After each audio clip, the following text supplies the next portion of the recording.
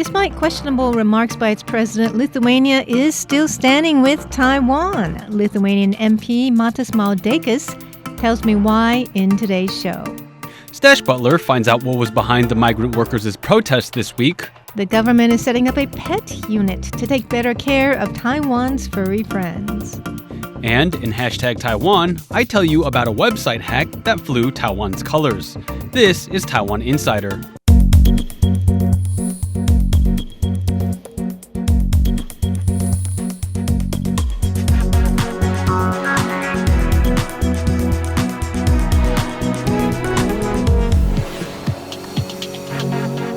Taiwan just imported over 20,000 bottles of Lithuanian rum that was rejected by China.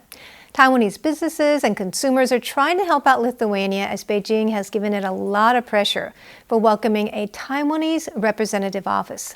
Lithuania's president even recently said the office's name was a mistake. Does that mean Lithuania could change the office name to Taipei? I asked that question to Matas Maldeikis, the chair of the Lithuanian Parliamentary Group for Relations with Taiwan. I don't think it's gonna happen. That would send a very bad message for everybody, and that would send a very bad message for Taiwanese. We took this responsibility of naming it Taiwanese office, and we will gonna stand by this. You have to understand that this is interpolitics between the president and Minister of Foreign Affairs. Of course, there is big pressure from China. We was prepared for that, but China now is pressing not only us, it is pressing the businesses that want to invest in Lithuania. And that's new level of sanctions that we are seeing. We have to stand up to that. So I know that you're under a lot of pressure. How about domestically? I recently saw that your foreign ministry did a survey that found that about 60% of Lithuanians actually don't agree with this new values-based policy towards China and Taiwan. So is there a lot of pressure domestically? Yes, domestically it's a big pressure, but you have to understand the survey that was done. It's not about Taiwan and China. It was a survey about the question of value-based politics, and value-based politics is very hard to comprehend and understand. Mostly it's about generational gap, I should tell you. The older generation, it's very hard for them to comprehend what is going on. China, where is China? What is going on? We have Russia in our back door, and we have Belarus in our back door, and why we're fighting China also. And the younger generation, the people very much understand what is going on. There is very much support. I never felt so, like if you go to the coffee shops, if you go to the restaurant or to the bars in the evening, Friday and Saturday, it's like everybody's coming and saying, you keep up, never give up, we will fight in the end. Really? Never, don't even think about giving up to Chinese. And the younger generation understand very much what's going on and the cards we have. If we lose, no more European Union, NATO and other institutions. It would be just a question of time, and the world we live in would be much, much different. And in Lithuania case, it wouldn't be anything that we want to live in. Well, I think it's amazing that your country is standing up for Taiwan in such a way. We appreciate it so much. I recently went to the chocolate store again, and a lot of the flavors are sold out. Taiwan has been trying to buy up some of your goods, such as, the 20,000 boxes of rum that were stranded. I never knew that Lithuania makes rum. That was a surprise to me. Made international news. I was astonished. If we make rum, I don't know we can't make then. Also, we have a $1 billion US dollar credit fund, $200 million US dollar investment fund. Is this helping Lithuania withstand some of the pressure? Of course, absolutely. It sends very clear message to everybody. It's not only about Lithuania, it sends the message to European Union, other countries also. You have to understand that everybody is watching in European Union, everybody is watching what is going to happen with Lithuania case and how much we will stand up to that. So helping in this case, it sends only not the domestic message for our business that we can do business and not relate so much on China, but it will also send a message for everybody. And it also shows the generosity of you, that you understand what we are going through. And this is very, very important politically and economically. Very important, I can assure you. So will Lithuania be able to hold up to the economic pressure that China is giving you? Yes, I absolutely. What happens is if we lose? You understand the cards that we have. We understand the significance of what does it happen if we lose in this sense, and if we lose to China.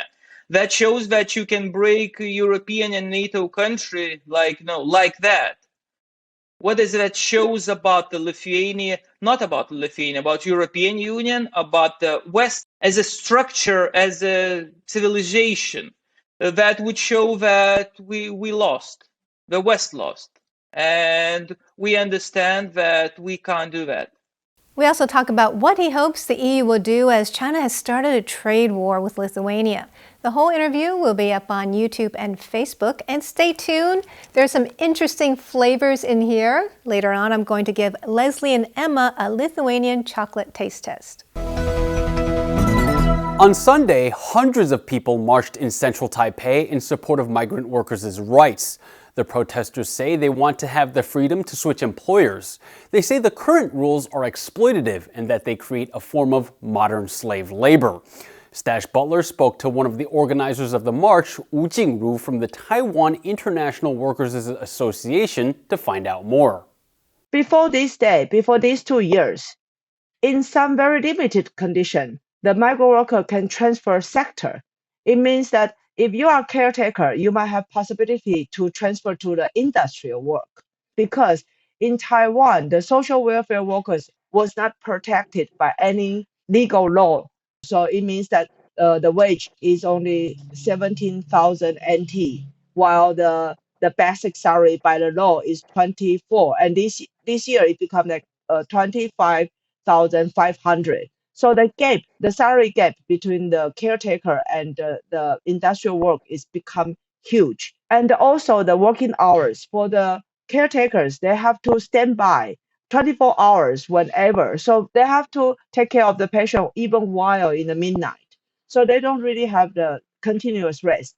And most of the employer will expect them not to have any day off, or maximum like twice in a month to go out of the house.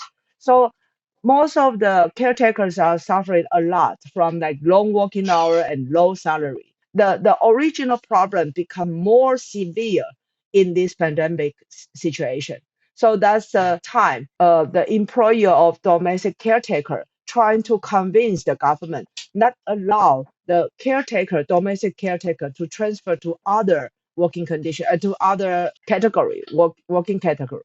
What's the government's justification for having, domestic caregivers on, having different legislation, essentially protecting or not protecting the labour rights of domestic caregivers versus the general Taiwanese population?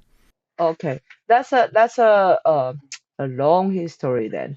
I mean, maybe you know already, as you know, that the social welfare system in Taiwan has been incomplete for such a long decades. And since 1990s, the government start to import cheap labor, as we call it, to replace the responsibility they should carry on. So far, there are so many excuses from the government. At the very beginning, they said that because we are planning to have the long-term care system, so they try to delay it. And when we have the long-term care system, they say that, it's so difficult to have the working condition protection because it's the indoor. I mean, that's inside the household. It's hard to have like the regulation for the factory or something. We are trying to discuss, but it seems the government doesn't really want to take responsibility for it.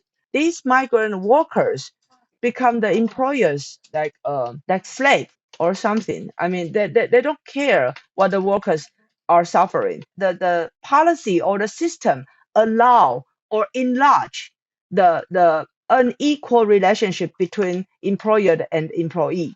Taiwan's labor ministry responded by saying it adopted stricter rules during the pandemic to prevent employment instability. It also says there is a lack of social consensus over allowing migrant workers the freedom to change jobs. Next up, Emma has a report on a new initiative to promote animal welfare in the home. Pets have become increasingly popular in Taiwan, especially due to the COVID-19 pandemic. In light of this trend, Taiwan's government has set up a new unit to make sure these furry family members are well taken care of. Taiwan is opening the first government unit with the sole focus of improving the welfare of pets and animals. That's because pets are becoming more and more popular in Taiwan. 2 out of 7 households own one. Agriculture Minister Chen Ji-zhong said in a Facebook post that this new unit will create at least 100 positions and have an annual budget of nearly $5 million. It will monitor and manage trends in the pet industry, such as pet insurance, grooming, food, training, and pet sitting. Chen says that Taiwan needs to have a department like this because the country's pet industry is worth nearly $2 billion per year. Over 2 million households own pets in Taiwan.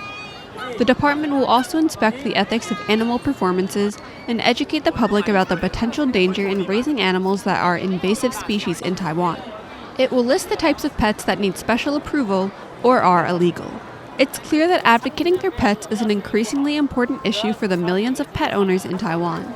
After all, these furry and feathered friends are more like family members to their owners, and they deserve to have the government's protection. Next on #Taiwan, Leslie will tell you about a website hack that saw pro-Taiwan images posted to a Chinese website. At this point, I don't think I have to tell you that Taiwan is a point of contention for China. If you watch this show, then you know China claims Taiwan as part of its territory. China goes out of its way to make sure that online discussion about Taiwan adheres to 2 principles. Number 1, Taiwan must always be mentioned as part of China, and 2, news about Taiwan can never outshine China. This week, we're going to be talking about the Polar Institute of China.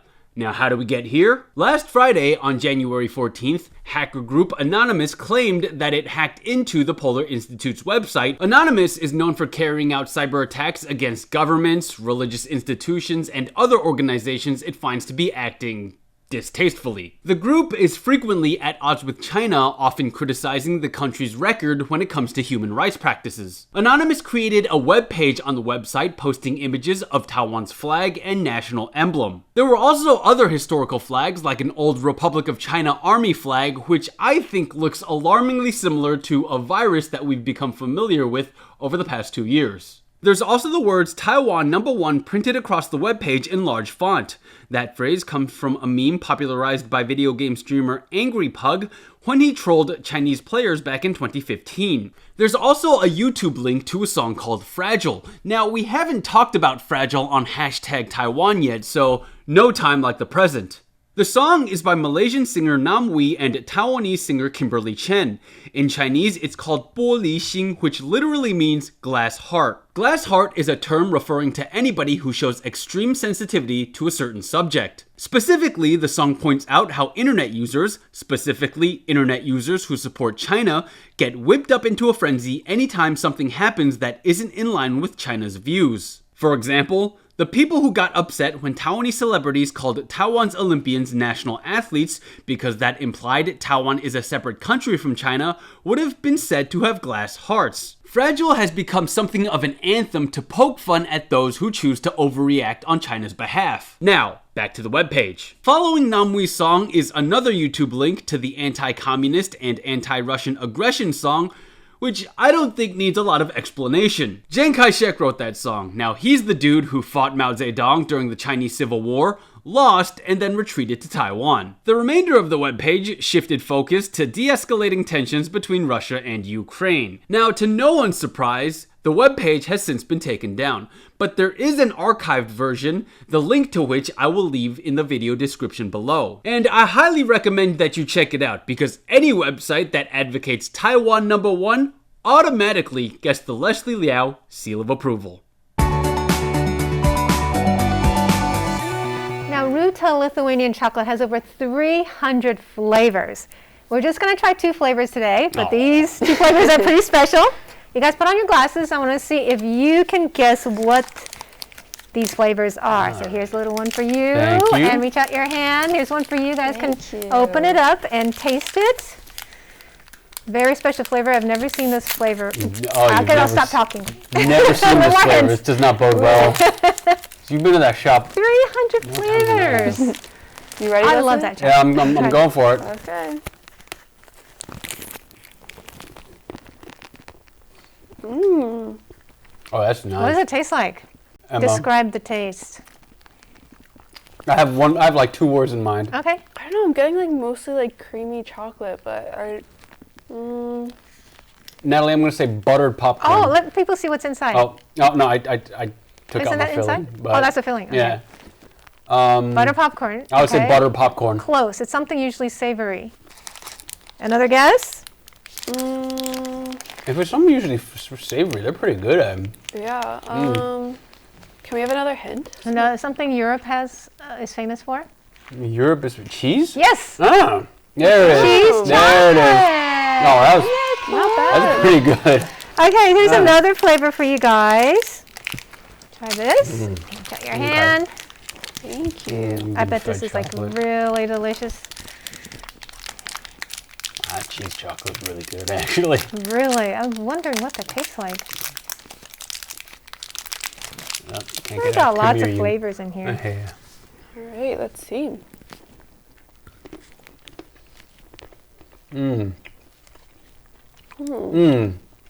Not sure. This one tastes more fruity to me. It does taste fruity. It But- is fruity somewhat. It took a break before it went full fruit, so I'm not 100% sure. Something you can drink. Something you can drink. Is it white wine?